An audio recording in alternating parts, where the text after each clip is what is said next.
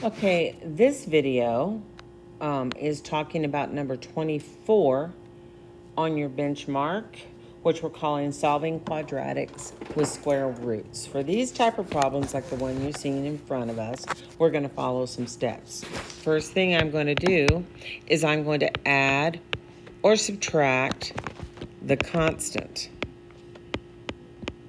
because our goal is to get x by itself. So if we look at our constant, it's positive 8. To solve that, then we are going to have to subtract 8 from both sides.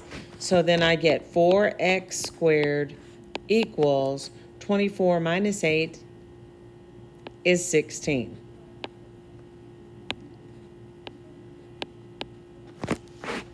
Now, the next thing for this particular kind of problem, we're going to divide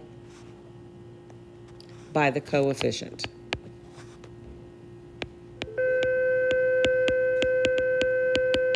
Sorry about the bell, guys. So the coefficient here is 4.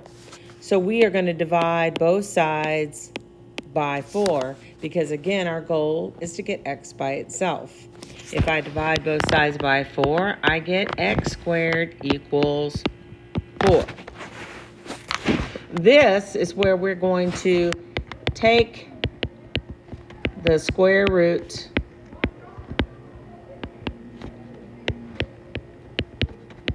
of both sides.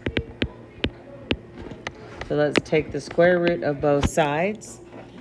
4, we're going to simplify, and we're going to make sure at this point we use our plus or minus sign, because when we take the square root, we get x equals 2. 2 times 2 is 4, but isn't negative 2 times negative 2 positive 4 as well? So that's why we have to use plus or minus. What this means is that x is equal to 2, and x is also equal to negative 2. I want you to look at this question, pause the video, use your steps, and pick out the correct answer.